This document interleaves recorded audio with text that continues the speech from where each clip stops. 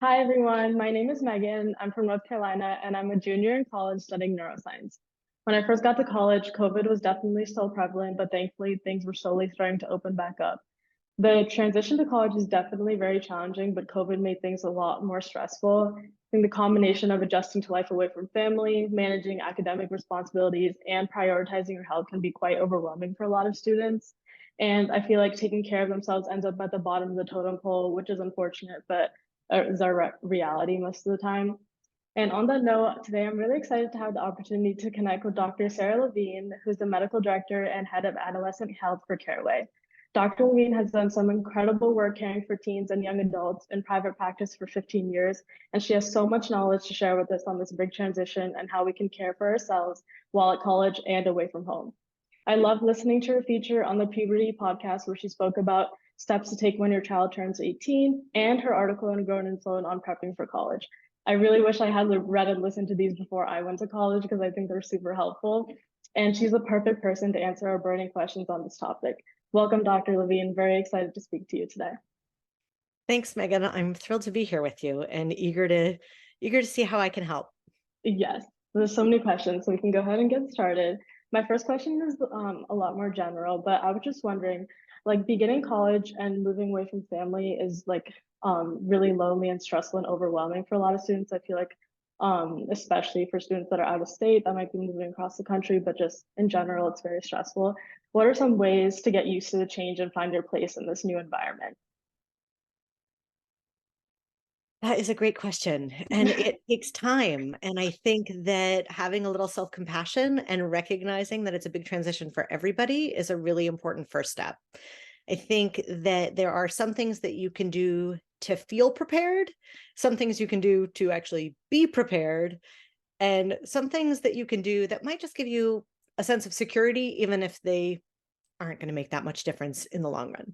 So things from setting up your space to feel like a place you are happy to spend time, if that's a favorite color, a favorite texture, a favorite item, bringing that from home so that you have that with you can actually help bring a sense of home to wherever it is that you are going to be, particularly if that's far away. And that goes for photos and everything else. I think that some people are really good about that, and some people are overwhelmed by that.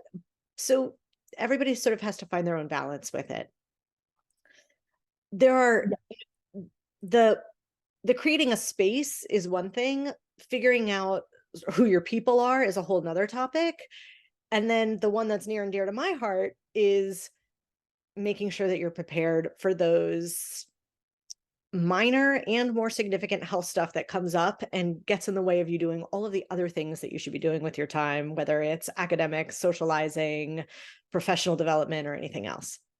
Yeah, I agree. I feel like when we all go to college, it can be very overwhelming in the sense that there's a lot of freedom and it can be easy to get distracted. So I love that. And also I love like the whole like bringing a part of home with you. I was like a really big proponent and like decorating my room and stuff. And I feel like that really helps just like feel like cozy in your own room. So I really like that. And going along with that, in the first few weeks of college, like everything gets like super stressful and busy, and it can be difficult to prioritize healthy habits that you might have had when you're home, such as like eating consistently and getting rest. How can college students like put this back into their routine and navigate this difficult time? Yeah, I don't know that anybody nails that in the first couple of weeks of college. And I think it's really important to recognize that that's hard to do. Um, and it's okay if you haven't done it, but you have to get back to it at some point or things can start to really unravel.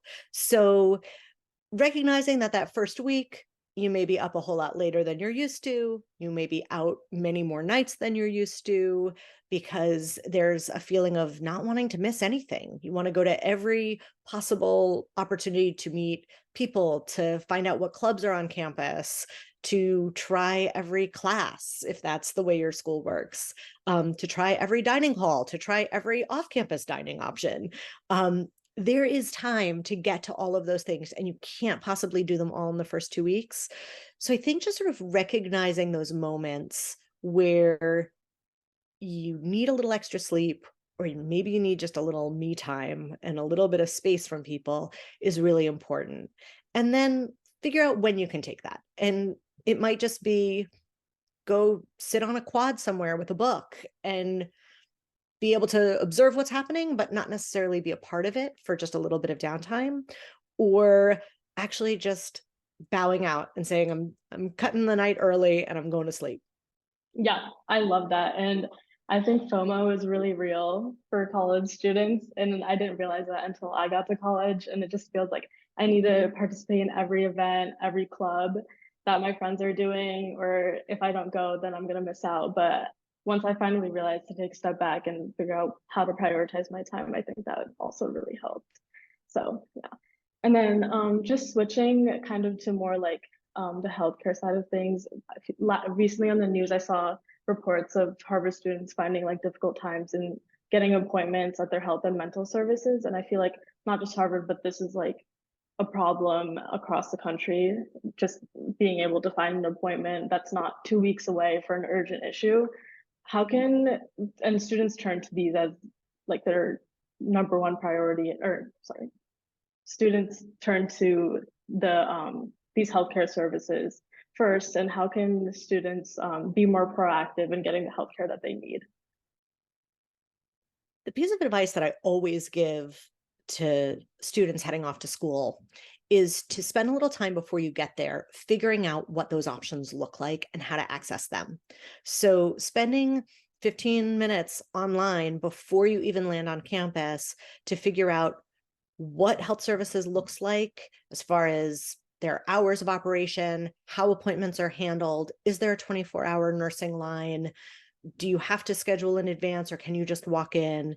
And also just where is it on campus and how do you get there? Those are really helpful pieces of information to have before you even step foot on campus.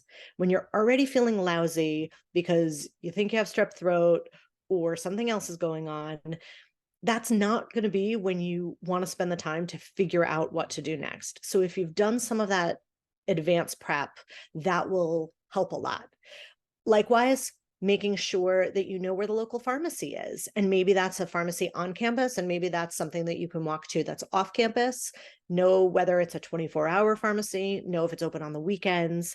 Just having some of that information and saving it in your phone or wherever you like to save that kind of information can be really helpful. Yeah, definitely. I totally wish I did that before I went to college, because when I get sick, I don't want to be on Google Maps looking for where the nearest pharmacy is or where student health center is. So yeah, that's awesome. And that like perfectly leads into the next question. So a lot of times when I go to these student healthcare services, I'm greeted with like a huge stack of papers, and they're super comprehensive, like asking not only about my medical history, but the medical history of my parents and my grandparents and my great grandparents.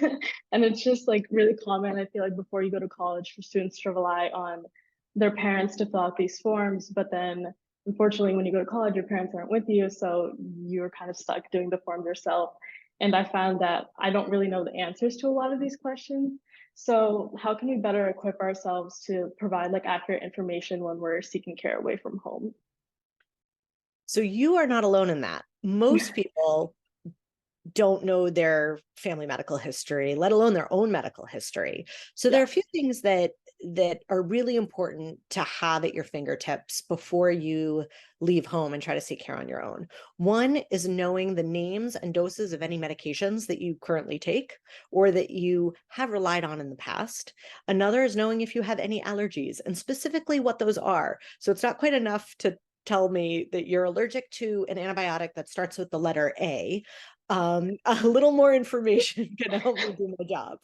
And Yeah. so actually writing those things down. Family medical histories are complicated because some families don't openly share that information, particularly a mental health family history or an addiction family history.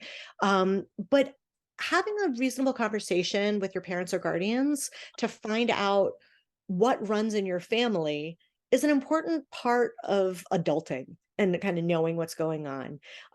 For good reason. We don't necessarily share all of that with children and toddlers and middle schoolers, because they're going to bring it up inappropriately, potentially, like at a dinner party or a family event or in the middle of the grocery store. And that's not necessarily when you want to address like the family psychiatric history. But Right. because of that, we sometimes forget that as our kids get older, it's important for us to share that information. And so it can be as simple as asking a parent, hey, is there anything that runs in our family that I should be aware of? And maybe you know, or you suspect that a grandparent takes some medicine for their cholesterol or their blood pressure or diabetes. Those things are really common. And it doesn't mean that it's something that you're going to develop, but it's something that you should be aware is in your family history.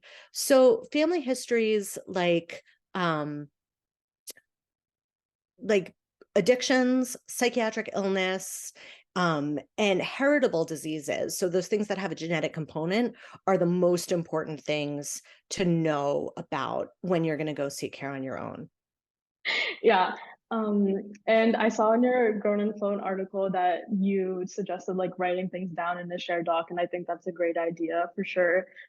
Before you go to college, just to have like your parents sit down with you and put everything in like a notes tab or Google Docs so that when the time comes, you're not frantically trying to call your mom to figure out what your family history is. And I've definitely been in that situation before, but I've learned now. So I think that's great advice. The other thing I'll say is that while it's great to be able to provide your family medical history, you shouldn't feel stressed if you don't know it, No. because many of the things that come up aren't going to be relevant to that particular complaint that you have in the moment. And if it is, you can always add that history later. So Okay. those forms can be intimidating because you're like, what if I forget something? What if I don't know that like Uncle Joe had X, Y, or Z?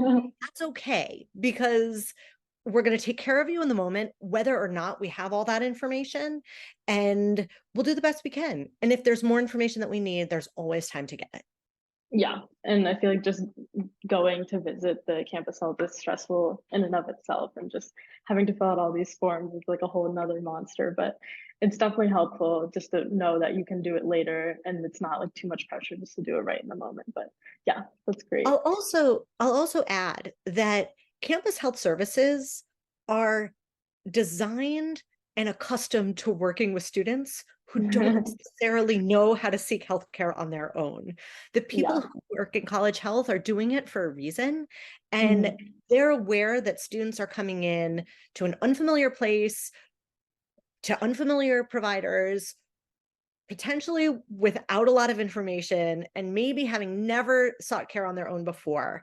And so, whether it's student health or an urgent care, or even your first visit to your pediatrician by yourself, that can be overwhelming. But just know that those of us who take care of young people are really used to that experience. Mhm. And so feel free to ask questions or to just let us know, I don't really know this information. I did the best I can. And that's fine. You're not getting graded on it. Yeah, that's really relieving to know, and I feel like you don't appreciate how much like it's helpful when your parents are with you at doctor's appointments until you don't have that like anymore. So yeah, it's just stressful process. And yeah, that was great. I feel like we covered a lot of information. I was just gonna ask as my last question. Do you have any advice on how we can care for ourselves like while we're away from school or just in general, just opening the platform to you, just any other advice that you might have?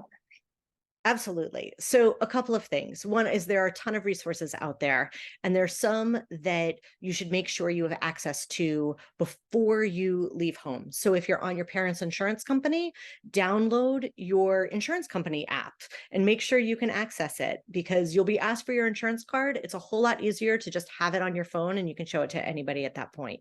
Likewise, there are apps for almost every pharmacy out there. So, if you're going to fill your prescriptions at CVS, really easy to do if you've got the app for that. Same is true for Walgreens or any other local pharmacy. And finally, I've got to say something about Caraway, because we are designed for this purpose, and we offer physical, mental, and reproductive health all in one spot. You can come in with any question, big or small. You can ask us about seeking healthcare elsewhere, and we're going to try to help you navigate how to find those resources that you need. And sometimes all you need is a little evidence-based reassurance from people that you can trust, without just going to Google and going down that rabbit hole and discovering all sorts of things that may be far more terrifying and not even relevant. So we're there, and the Caraway app gives you 24/7 access to a care team that will do our best to address your issue in the moment and refer you elsewhere if we can. Yeah, that's great. And I feel like this is hard to admit, but college students are lazy when it comes to taking care of themselves. And I feel like a lot of things come before just like getting the help, like the healthcare that you need. So just knowing that Caraway is there on your phone is just really reassuring. Just 24/7, whenever you need it, just pick up your phone and any clinician is there available to help you. So I think that's really great. Yeah, but this is super insightful. Thank you so much, Dr. Levine. I feel like we can all really benefit from this advice, especially with the fall semester coming up and incoming freshmen, or really anybody that's going back to school in the fall. Just knowing how to take care of yourself and knowing that it's a priority along with academic responsibilities. You should definitely be taking care of yourself. And all of this was super helpful. So thank you, Dr. Levine. It is my pleasure.